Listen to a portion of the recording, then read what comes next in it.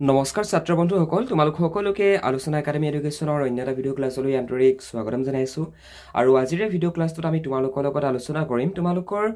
বিজ্ঞান পাঠ্যপুথিৰ 2 নম্বৰ যিটো চেপ্টাৰ আমাৰ চাৰিওফালৰ পদাৰ্থবোৰ বিশুদ্ধনে, এই চেপ্টাৰটো তোমালোকৰ যিখিনি মাল্টিপল চইচ কুৱেশ্যনছ এক্সামৰ কাৰণে ইম্পৰ্টেণ্ট হয় গোটেইখিনি আজিৰ এইটো ক্লাছত ডিছকাশ্যন কৰিম। গতিকে তোমালোকৰ যিসকল ছাত্ৰ ছাত্ৰীয়ে নৱম শ্ৰেণীত পঢ়ি আছা ক্লাছটো সম্পূৰ্ণ শেষলৈকে চাবা। তোমালোকৰ ইংলিছ মিডিয়ামৰ ষ্টুডেণ্টছখিনিও আজিৰ এইটো ক্লাছ চাব পাৰিবা, কিয়নো তোমালোকৰ বাবে আমি কুৱেশ্যন আনচাৰবিলাক ইংৰাজীটো তলত লিখি থৈছোঁ, যিটো নেকি তোমালোকে নিজৰ বহীত নোট কৰি ল'ব পাৰিবা।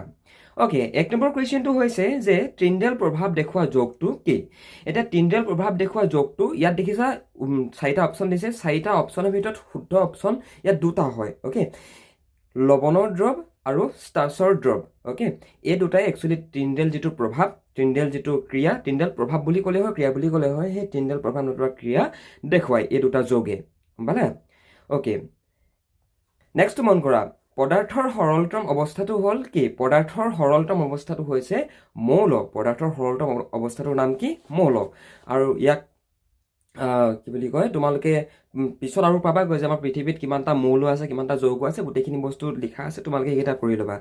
বাট মেইনলি তোমালোকে মনত ৰখাবা যে পদাৰ্থৰ যিটো সৰলতম অৱস্থা, সেই সৰলতম অৱস্থাটোক কি বুলি কোৱা হয়? মৌল বুলি কোৱা হয়। ইয়াক ইংৰাজীত কোৱা হয় এলিমেণ্টছ। অ'কে, বুজি পালা? ঠিক আছে, নেক্সটটো মন কৰা, তলৰ কোনটো দ্ৰৱৰ উদাহৰণ হ'ল তেজ? অ'কে, ইয়াৰ শুদ্ধ উত্তৰটো হৈছে কলদীয় দ্ৰৱণ। ইয়াত দ্ৰৱণটো অব্য হয় দেই, এইটো বন হয়, এইটো অব্য হয় দ্ৰৱণটো, কিন্তু ইয়াত মই DTP কৰোঁতে এইটো অলপ ভুল হৈ গ'ল, তো ইয়াত তোমালোকে দ্ৰৱণ লিখিবা। অলৰাইট, নেক্সটটো মন কৰা, পানীৰ লগত নিমখ মিহলালে সৃষ্টি হয়, কিহৰ সৃষ্টি হয়? পানীৰ লগত যেতিয়া আমি নিমখ মিহলাই দিওঁ তেতিয়া ইয়াত কি 4টা অপশ্যন দিছে, মন কৰা, সমছত্ৰ মিশ্ৰণ, অসমছত্ৰ মিশ্ৰণ, কলদীয় দ্ৰৱণ আৰু পলম্বন। শুদ্ধ অপশ্যনটো হৈছে সমছত্ৰ মিশ্ৰণ। অ'কে, পানীৰ লগত নিমখ মিহলালে কিহৰ সৃষ্টি হয়? সমছত্ৰ মিশ্ৰণৰ সৃষ্টি হয়। মানে সেই পানীৰ লগত যেতিয়া নিমখৰ নিমখ মিহলি কৰা হয়, সেই প্ৰক্ৰিয়াটো কি বুলি কোৱা হয় মানে? অ'কে, সেইটো পানীৰ লগত যে নিমখ মিহলি কৰি দিয়া গ'ল, সেই প্ৰক্ৰিয়াটো কি বুলি কোৱা হয় সেইটোকে সুধিছে মানে। ইয়াক সমছত্ৰ মিশ্ৰণ বুলি কোৱা হয়। ভাইটি ভণ্টিসকল, ক্লাছটোত আগনবঢ়াৰ আগতে তোমালোকৰ যিসকল ছাত্ৰ ছাত্ৰীয়ে বিজ্ঞান বিষয়টো অলপ টান পোৱা, তোমালোকে যদি অনলাইন ভিত্তিত ঘৰতে বহি যদি বিজ্ঞান বিষয়টো আমাৰ ফালৰ পৰা যদি পঢ়িব ইচ্ছা কৰা, তেনেহ'লে আমাৰ আলোচনা একাডেমীত তোমালোকে পঢ়িব পাৰিবা। আমাৰ একাডেমীত এডমিশ্যন ল'বৰ কাৰণে ইয়াত যিটো হোৱাটছএপ নাম্বাৰ দিয়া গৈছে স্ক্ৰীণত, হোৱাটছএপ নাম্বাৰটোত আমালৈ মেছেজ নতুবা আমালৈ ফোন কৰিব পাৰা আৰু তোমালোকে নিজৰ এডমিশ্যনটো কৰিব পাৰিবা। বিজ্ঞান বিষয়টো মুখস্থ কৰা বিষয় নহয়, বিজ্ঞান বিষয়টো হৈছে এটা বুজি পোৱা বিষয়। গতিকে তোমালোকে এক্সামৰ কাৰণে যদি ভাবি আছা এক্সামত মুখস্থ কৰি পিনে এক্সামটো এটেণ্ড কৰিম বুলি, তেনেহ'লে তোমালোকে কিন্তু এইটো ভুল ভাবি আছা। বিজ্ঞান বিষয়টো মুখস্থ কৰি পৰীক্ষাত লিখা বিষয় নহয়, বিজ্ঞান বিষয়টো হৈছে বুজি পোৱা বিষয়। তোমালোকে যদি আমাৰ একাডেমীৰ এডমিশ্যনটো কৰা, তেনেহ'লে আমি তোমালোকক পইণ্টবিলাক বুজাই দিম। এতিয়া উদাহৰণস্বৰূপে তোমালোকৰ আমাৰ চাৰিওফালৰ পদাৰ্থবোৰ বিশুদ্ধ নে, এই পাৰ্টিকুলাৰ লেচনটোতে এনেকুৱা কিছুমান কুৱেশ্যনছ আছে যিবিলাক কুৱেশ্যনছ তোমালোকে বুজি পাব লাগিব তাৰ আনচাৰটো কৰিবৰ কাৰণে। গতিকে সকলোখিনি দিশ চালি জাৰি চাই তোমালোকৰ কাৰণে আমি কোৰ্চ তৈয়াৰ কৰি থৈছোঁ। গতিকে যিসকল ছাত্ৰ বন্ধু ইণ্টাৰেষ্টেড হোৱা ঘৰতে বহি অনলাইন ভিত্তিত আমাৰ ফালৰ পৰা পঢ়িবৰ কাৰণে, তোমালোকে যিমান পৰা সিমান সোনকালে এই হোৱাটছএপ নাম্বাৰটোত ফোন নতুবা মেছেজ কৰি তোমালোকে নিজৰ এডমিশ্যনটো কৰি ল'বা। কিন্তু মনত ৰাখিবা এডমিশ্যনৰ আগতে মা দেউতাৰ পৰা পাৰ্মিশ্যনটো লৈ ল'বা। অ'কে, নেক্সটটো মন কৰা, শংকৰ ধাতু কি বাৰু? শংকৰ ধাতু হৈছে সমছত্ৰ মিশ্ৰণ। শংকৰ ধাতু হৈছে সমছত্ৰ মিশ্ৰণ, অৰ্থাৎ যেতিয়া দুটা মেটেল পিঘলাই নতুবা বিভিন্ন ধৰণৰ প্ৰক্ৰিয়াৰ দ্বাৰা দুটা মেটেল লৈ পিনে এটা মেটেল নিৰ্মাণ কৰা যায়, তো সেইটোৱে হৈছে শংকৰ ধাতু। বাছ একেবাৰে নিজৰ ভাষাত যদি আমি বুজিবলৈ যাওঁ, তেনেহ'লে তোমালোকে দেখিবা কপাৰ। অ'কে, কপাৰৰ লগত যদি তোমাৰ লোহাৰ নতুবা গ'ল্ড মিহলাই পিনে যদি এটা ধাতুৰ সৃষ্টি কৰে, তো সেইটোৱে হৈছে শংকৰ ধাতু। মানে দুটা এলিমেণ্ট, দুটা ধাতুৰ মিক্স কৰি পিনে যদি এটা ধাতুৰ সৃষ্টি কৰে, মানে নিৰ্মাণ কৰা হয়, তেনেহ'লে সেইটোকে শংকৰ ধাতু বুলি কোৱা হয়। মানে ই হৈছে এটা সমছত্ৰ মিশ্ৰণ। অ'কে, ইয়াত দুটা এলিমেণ্ট থাকে, বুজিলা? অ'কে, নেক্সটটো মন কৰা, তলৰ পদাৰ্থবোৰৰ ভিতৰত কোনবোৰ বিশুদ্ধ পদাৰ্থৰ শাৰীত পৰিব? শুদ্ধ উত্তৰ তোমালোকে লিখিবা বৰফ, তাৰ পৰা লো। অ'কে, লো মানে লোহাৰ কথা কৈছে, বৰফ, লোহাৰ আৰু পাৰা। অ'কে, এইকেইটা তোমাৰ বিশুদ্ধ ধাতুৰ ভিতৰত পৰে। এতিয়া তোমালোকৰ যিসকল ছাত্ৰ ছাত্ৰীয়ে মাত্ৰ MCQখিনি নোট কৰি আছা, নোট কৰিব পাৰা, বাট তোমালোকে বস্তুবিলাক বুজি পাবলৈ ট্ৰাই কৰিবা। যদি তোমালোকে বুজিয়ে নোপোৱা পৰীক্ষাত, তোমালোকে গৈ বস্তুবিলাক পাহৰি থাকিবা কিন্তু, ঠিক আছে? গতিকে যিমানটো সম্ভৱ হয় নিজে এটা বুজনি ল'বলৈ, এটা আণ্ডাৰষ্টেণ্ডিং ল'বলৈ চেষ্টা কৰিবা। তলৰ কোনটো সমছত্ৰ মিশ্ৰণ? উত্তৰটো হৈছে পিতল। অ'কে, পিতল এটা সমছত্ৰ মিশ্ৰণ, অৰ্থাৎ পিতল দুটা এলিমেণ্ট লগাই পিনে পিতল নিৰ্মাণ কৰা হয়, পিতল বনোৱা যায় মানে বনোৱা হয় মানে। গম পালা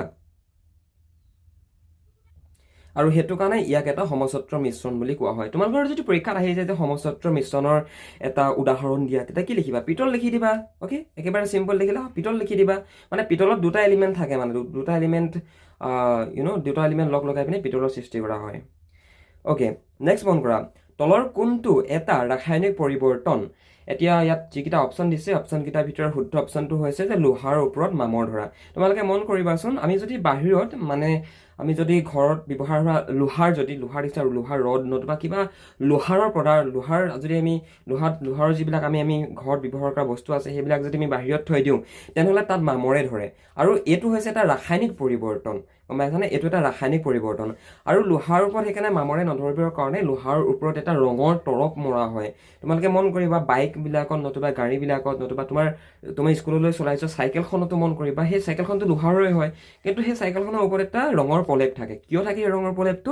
যদি সেই ৰঙৰ প্ৰলেপটো নিদিলে হয় তেনেহ'লে সেই আইৰণ অক্সিজেনৰ সংস্পৰ্শত আহি পিনে তাত মামৰ সৃষ্টি কৰিলে হয় গম পাইছানে বাৰু অ'কে তো সেইটো কথা মানে বুজি পাইছা চাগে নিশ্চয় ওকে লুট মামৰে ধৰাটো হৈছে এটা ৰাসায়নিক পৰিৱৰ্তন মানে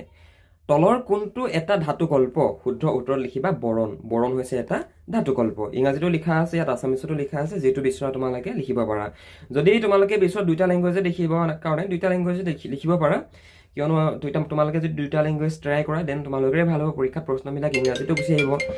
মানে আছামিজ ইংলিছ দুইটা মিডিয়ামতে তোমালোকৰ আহি যাব প্ৰশ্নবিলাক মেট্ৰিক পৰীক্ষাত স্পেচিয়েলি তেনেকুৱা ধৰণে আহিব মানে ওকে সাধাৰণ উষ্ণতাত তৰল অৱস্থাত পোৱা মৌলবোৰ ওকে সাধাৰণ উষ্ণতাত তৰল অৱস্থাত পোৱা মৌলবোৰৰ ভিতৰত ব্ৰমিন আৰু মাৰ্কিউৰি পৰে ওকে ব্ৰমিন আৰু মাৰ্কিউৰি তোমাৰ সাধাৰণ উষ্ণতাত তৰল অৱস্থাত পোৱা একোটা মৌল ওকে নেক্সট মন কৰা এমনিয়াম ক্লৰাইড আৰু বালিৰ মিশ্ৰ কেনেদৰে পৃথক কৰিব পাৰি ইয়াৰ মানে এমনিয়াম ক্লৰাইড আৰু বালিৰ মিশ্ৰ পৃথক কৰিবৰ কাৰণে আমি ঊৰ্ধ্বপাতন প্ৰক্ৰিয়া ব্যৱহাৰ কৰিব পাৰোঁ এটা ঊৰ্ধ্বপাতন প্ৰক্ৰিয়া কি তো এইটো এটা বহুত ইম্পৰ্টেণ্ট কনচেপ্ট হয় আৰু এই ঊৰ্ধ্বপাতন প্ৰক্ৰিয়া কি বাষ্পীভৱন কি ওকে তো গোটেইখিনি বস্তু তোমালোকক বুজাই অহা হৈছে যদি ক্লাছকেইটা কৰা নাই কৰি আহিবা তেতিয়াহে তোমালোকে এনেকুৱা ধৰণৰ কনচেপ্টবিলাক বুজি পাবা যে এমনিয়াম ক্লৰাইড আৰু বালিৰ মিশ্ৰণ কোনটো প্ৰক্ৰিয়াৰ দ্বাৰা আমি পৃথক কৰিব পাৰিম ঊৰ্ধ্বপাতন প্ৰক্ৰিয়াৰ দ্বাৰা এতিয়া ঊৰ্ধ্বপাতন প্ৰক্ৰিয়া কি প্ৰক্ৰিয়া সেইটো যদি তোমালোকে বুজি নোপোৱা তেনেহ'লে তোমালোকে চোৱা বিজ্ঞানত কোনো এটা বস্তু মুখস্থ কৰিব নোৱাৰা মানে তাৰ কাৰণে তোমালোকক এটা আণ্ডাৰষ্টেণ্ডিং লাগিব গম পাইছা নাই তলৰ কোনটো এটা তৰল ধাতু শুদ্ধ উত্তৰটো হৈছে পাৰা এবিধ অতি তৰল ধাতু মানে মাৰ্কিউৰি বুলি যে অকমান আগতে কৈছিলো যে ইংৰাজীত মানে মাৰ্কিউৰি মানে হৈছে পাৰা গম পাইছা পৰীক্ষাত মানে তোমালোকক কনফিউজন লগাবৰ কাৰণে মাৰ্কিউৰি মানে পাৰা সলনি তোমাক মাৰ্কিউৰি বুলি ইংৰাজী অসমীয়া লিখি দিব পাৰে তো গম পাই যাবা যে পাৰাৰ ইংৰাজীটোৱে হৈছে মাৰ্কিউৰি গম পালা ওকে এইবিলাক ইংৰাজীত চোৱাৰ লগতে আছামিছতো চাবা তেতিয়াহে তোমালোকৰ আণ্ডাৰষ্টেণ্ডিংটো আহিব টপিকবিলাকৰ ওপৰত তলৰ কোনটো অসমছত্ৰ মিশ্ৰণ শুদ্ধ উত্তৰটো হৈছে প্ৰলম্বন নেক্সট মন কৰা এইটো প্ৰশ্ন বহুত বেছি ইম্পৰ্টেণ্ট হয় আৰু প্ৰশ্নটো হৈছে যে কি পৃথিৱীত প্ৰাকৃতিক মৌলৰ সংখ্যা কিমান বৰ্তমান আমাৰ পৃথিৱীত কিমানবিধ মৌল আমি দেখিবলৈ পাওঁ শুদ্ধ উত্তৰটো হৈছে 92 বৰ্তমান আমি পৃথিৱীত প্ৰায় 92 মানে 92 বিধ এলিমেণ্টছ মানে 92 বিধ মৌল আমি দেখিবলৈ পাওঁ বুজি পাইছা কথাবিলাক এইটো প্ৰশ্ন ইম্পৰ্টেণ্ট হয় মানে দেই পৃথিৱীত কিমান মানে মৌল আছে প্ৰাকৃতিকভাৱে আমি বিচাৰি পোৱা মৌল আছে যৌগ আছে তো এইখিনি পৰীক্ষাত মানে প্ৰায় আহি থাকে গতিকে এইখিনি তোমালোকে চাবা মানে পৰীক্ষাৰ কাৰণে ভাল ধৰণে প্ৰশ্ন মানে কি এই কনচেপ্টটো মনত ৰখাবা যে পৃথিৱীত প্ৰাকৃতিক মৌল সংখ্যা কিমান 92 ভণ্টিসকল ক্লাছটোত আগ নপাহোঁতে তোমালোকে যদি ইংৰাজী বিষয়টো যদি বুজি নোপোৱা ইংৰাজী বিষয়টো যদি তোমালোকৰ পৰীক্ষাত সদায় প্ৰত্যেকবাৰতে নম্বৰ কমকৈ আহে তেনেহ'লে তোমালোকে আমাৰ লগত জইন হৈ ল'ব পাৰা তোমালোকক আমি ক্লাছ 9ৰ ষ্টুডেণ্টছখিনিক ইংৰাজী ছাবজেক্টটো আমি এক্সট্ৰাকৈ শিকাওঁ আমাৰ এক্সট্ৰা পাৰ্চনেল অনলাইন কোচিং আছে য'ত আমি তোমালোকক শিকাওঁ তোমালোকৰ কুৱেশ্যন আনচাৰ কেনেকৈ লিখিব লাগিব কেনেকৈ পঢ়িব লাগিব lesson explanation question answer explanation তো সকলো তোমালোকে যদি বিচৰা আমাৰ থ্ৰুৱেদি পঢ়িবৰ কাৰণে তেনেহ'লে পঢ়িব পাৰিবা ইয়াৰ কাৰণে তোমালোকে একো কৰিব দৰকাৰ নাই জাষ্ট ওপৰত দিয়া ফোন নাম্বাৰটোত ফোন কৰা নতুবা ডেছক্ৰিপশ্যনত এখন ফৰ্ম আছে ফৰ্মখন তোমালোকে ফিল আপ কৰি দিবা ওকে তোমালোকক আমি নিজে কণ্টেক্ট কৰি ল'ম তলৰ কোনটোৱে ট্ৰিণ্ডেল প্ৰভাৱ দেখুৱাই ইয়াৰ শুদ্ধ উত্তৰটো হৈছে ক্ৰণদীয় এতিয়া তোমালোকে মন কৰিবাচোন তোমালোকে ঠাণ্ডা কালি যেতিয়া আমাৰ ইয়াতে নিয়ৰ পৰে মানে হিম পৰে বুলি কয় যে বাহিৰত যে কুঁৱলী পৰে নিয়ৰ পৰে বুলি কওঁ সেই নিয়ৰ পৰিব আৰম্ভ হোৱা সময়ত তোমালোকে যদি জংঘলৰ মাজত সোমাই যোৱা দেখিবা যে কি ওপৰৰ পৰা সূৰ্যৰ ৰশ্মি পৰি অহা তোমালোকে কিছুমান চিন দেখিবা তো সেইটোৱে হৈছে সেইটোৱে হৈছে ট্ৰিণ্ডেল প্ৰভাৱ মানে গম পাইছা নাই তোমালোকে যদি অৰণ্যবিলাকলৈ যোৱা যদি হাবিত সোমাই যোৱা মানে ঠাণ্ডা কালি ষ্টাৰ্ট নোহোৱা আগে আগে ওপৰৰ পৰা দেখিবা সূৰ্যৰ পোহৰটো পৰা মানে কিছুমান ডাইৰেক্টলি চিন দেখিবলৈ পোৱা যায় এনে মন কৰিবা কিছুমান ৰিফ্লেকশ্যন আহে মানে গম পাইছা তো সেইটোৱে হৈছে তিনিডাল ক্ৰিয়া তিনিডাল প্ৰভাৱ মানে বায়ুত থকা নাইট্ৰজেন গেছৰ শতকৰা পৰিমাণ কিমান এইটো বহুত বেছি ইম্পৰ্টেণ্ট প্ৰশ্ন হয় বায়ুত থকা নাইট্ৰজেন গেছৰ শতকৰাৰ পৰিমাণ হৈছে 78.1% বহুত ষ্টুডেণ্টে ডাইৰেক্টলি লিখি থৈছে 78 বুলি 78% একচুৱেলি 78 হয় কিন্তু আমি যদি একেবাৰে শুদ্ধকৈ লিখিবলৈ যাওঁ তেনেহ'লে 78.1 হয় গম পাইছা তোমালোকে পৰীক্ষাত যদি আহি যায় শ্বৰ্ট কুৱেশ্যন যে বায়ুত কিমান শতাংশ নাইট্ৰজেন গেছ আছে তেনেহ'লে লিখিবা ডাইৰেক্টলি 78.1% আমাৰ বায়ুমণ্ডলত আমাৰ পৃথিৱীৰ বায়ুমণ্ডলত নাইট্ৰজেন গেছ আছে বুজিলা ইয়াত ইংৰাজীটো লিখা আছে The percentage of nitrogen gas in the air is 78.1%. তো ইয়াত ইংৰাজীটো লিখা আছে ইংৰাজীত লিখি ল'বা যিখিনি ইংলিছ মিডিয়ামৰ পৰা বিলং কৰা যিসকলে আছামিছৰ পৰা বিলং কৰা আছামিছৰখিনি লিখি ল'বা অলৰাইট নেক্সটটো মন কৰা বালি আৰু নেফথেনিলৰ মিশ্ৰণৰ পৰা নেফথেনিল কিদৰে পৃথক কৰা হয় শুদ্ধ উত্তৰটো হৈছে ঊৰ্ধ্বপাতন প্ৰক্ৰিয়াৰ দ্বাৰা বালি আৰু নেফথেনিলৰ মিশ্ৰণৰ পৰা নেফথেনিল পৃথক কৰা হয় নেক্সট মন কৰা তলত দিয়াবোৰৰ ভিতৰত কোনটো ৰাসায়নিক পৰিৱৰ্তন এতিয়া ইয়াত দেখিছা মম গলোৱা তাৰপৰা লুৰ গুৰি আৰু বালিৰ মিহলীকৰণ পানী গোটা মৰা অ'কে এইখিনি হৈছে একোটা ভৌতিক পৰিৱৰ্তন এতিয়া তোমাৰ এইখিনিতো তোমাৰ মম গলোৱা নতুবা তোমাৰ লুৰ গুৰি আৰু বালি মিক্সাৰ কৰা নতুবা পানী গোট মৰা এইবিলাক হৈছে একোটা ভৌতিক পৰিৱৰ্তন গম পাইছেনে এইবিলাক ৰাসায়নিক পৰিৱৰ্তন নহয় ইয়াৰ ৰাসায়নিক পৰিৱৰ্তনটো হৈছে উদ্ভিদৰ বৃদ্ধি প্লান্ট আমাৰ পৃথিৱীত যিবিলাক প্লান্ট আছে যিবিলাক তোমাৰ উদ্ভিদ আছে উদ্ভিদবিলাক যে তোমাৰ গ্ৰ' হৈ আছে বৃদ্ধি হৈ আছে বিকাশ হৈ আছে এইটো একচুৱেলি এটা ৰাসায়নিক পৰিৱৰ্তন হয় আৰু ইয়াৰ সম্পৰ্কে তোমালোকে ক্লাছ 10ত ভাল ধৰণে যেতিয়া উদ্ভিদৰ লগতে প্ৰাণীৰ প্ৰজননৰ সম্পৰ্কে তোমালোকে পঢ়িবা অ'কে জীৱৰ বংশ বিস্তাৰৰ সম্পৰ্কে যেতিয়া পঢ়িবা তেতিয়া মানে তাত বুজি পাবা মানে বস্তুবিলাক যে উদ্ভিদে কেনেকৈ ৰাসায়নিক পৰিৱৰ্তন কৰে এতিয়া সূৰ্যৰ ৰশ্মিত সূৰ্যৰ পোহৰত কেনেকৈ উদ্ভিদে ফটোচিন্থেসিস কৰে সালোক সংশ্লেষণ কৰে অ'কে সেইটো এটা ৰাসায়নিক পৰিৱৰ্তনেই হয় সেইটো ৰাসায়নিকভাৱে হোৱা এটা ঘটনা হয় অ'কে সেইটো ৰাসায়নিক পৰিৱৰ্তন হয় তো গোটেইখিনি কথা তোমালোকে ক্লাছ 10ত ভাল ধৰণে পঢ়িবলৈ পাবা সেইটো কাৰণে মই তোমালোকক অলৱেজ কওঁ যে কি তোমালোকৰ যিহেতু ৰেজিষ্ট্ৰেশ্যনটো ক্লাছ 9তে হয় কিয় 9তে হয় গম পাইছানে কিয়নো তোমালোকে ক্লাছ 10ত যিখিনি কথা পঢ়িবা যিখিনি কথা পাবা তাৰ ফাউণ্ডেশ্যনটো ক্লাছ 9তে বনি যায় মানে নিৰ্মাণ হৈ যায় গতিকে তোমালোকে ক্লাছ 10ত ভাল ধৰণে নম্বৰ পাবৰ কাৰণে ভাল ধৰণে পাছ কৰিবৰ কাৰণে তোমালোকে ক্লাছ 10ৰ কাৰণে 9তে ভাল ধৰণে পঢ়ি যাব লাগিব মানে অ'কে কোনটো পদ্ধতি ব্যৱহাৰ কৰি এচিটন আৰু পানীৰ মিশ্ৰণক পৃথক কৰিব পাৰি শুদ্ধ অপশ্যনটো হৈছে পাতন অ'কে পাতন প্ৰক্ৰিয়াৰ দ্বাৰা পাতন পদ্ধতিৰ দ্বাৰা এচিটন আৰু পানীৰ মিশ্ৰণক পৃথক কৰিব পাৰি প্ৰক্ৰিয়া নতুবা পদ্ধতি একেটাই হয় নেক্সট মন কৰা নেক্সট কুৱেশ্যনটো হৈছে পিতলৰ সংযুক্তি হ'ল পিতল দুটা মেটেলৰ দ্বাৰা নিৰ্মাণ হয় পিতল মই তোমালোকক অলৰেডি বুজাই আহিছোঁ হয়নে এতিয়া ই হৈছে এটা সমচত্ৰ ধাতু পিতল এটা সমচত্ৰ ধাতু অৰ্থাৎ ইয়াত দুটা মেটেলৰ দুটা কি বুলি কয় ধাতুৰ মিশ্ৰণ আছে এটা প্ৰশ্নটো তোমালোকক পৰীক্ষাত এনেকুৱা ধৰণে দি দিব পাৰে যে কি পিতলৰ এতিয়া সংযুক্তি যে পিতলৰ হয় পিতলৰ সংযুক্তি মানে কি পিতলত যে দুটা মেটেল আছে দুটা মেটেল মানে কি দুটা ধাতু আছে অ'কে সেইটো কাৰণে ইয়াক সমচত্ৰ মিশ্ৰণ বুলি কোৱা হয় বুজি পালা এতিয়া পিতলত কি ধাতু থাকে আৰু কিমান পাৰ্চেণ্ট থাকে পিতলত 30% জিংক থাকে আৰু 70% কপাৰ থাকে কপাৰ মানে কি জানা তাম থাকে 70% আৰু 30% তাত থাকে জিংক আৰু যিহেতু ইয়াত দুটা হেৰিয়ৰ কি বুলি কয় দুটা ধাতুৰ ইয়াত মিক্সন আছে copper and zinc okay copper মানে হৈছে কি বুলি কয় তাম আৰু জিংক এই দুটা হেৰি আছে যে এই দুটা ধাতুৰ দ্বাৰা নিৰ্মাণ যে হৈছে পিতল গতিকে ইয়াক সমচত্ৰ মিশ্ৰণ বুলি কোৱা হয় আৰু ইয়াত 30% জিংক থাকে পিতলত আৰু 70% কপাৰ থাকে বুজিলা এইটো প্ৰশ্ন পৰীক্ষাত প্ৰায় কমন পৰি থাকে মানে গতিকে ইয়াৰ পৰা চাই তোমালোকে পৰীক্ষাত লিখিব পাৰা অলৰাইট নেক্সটটো মন কৰা নেক্সটটো হৈছে যে তলৰ কোনটো মৌল সাধাৰণ উষ্ণতাত তৰল জিংক পাৰা সোণ আৰু ছডিয়াম ইয়াত সাধাৰণ উষ্ণতাত তৰল এলিমেণ্ট হৈছে মৌল হৈছে পাৰা গম পাইছা পাৰা হৈছে এটা এলিমেণ্ট যিটো সাধাৰণ উষ্ণতাত তৰল অৱস্থাত থাকে তলৰ কোনটোৱে ত্ৰিনেল প্ৰভাৱ দেখুৱাই অলৰেডি বুজাই হোৱা হৈছে কলৰিয় ভাইটি ভণ্টিসকল এইকেইটাই আছিলে তোমালোকৰ খুব বেছি পৰীক্ষাত আহিব পৰা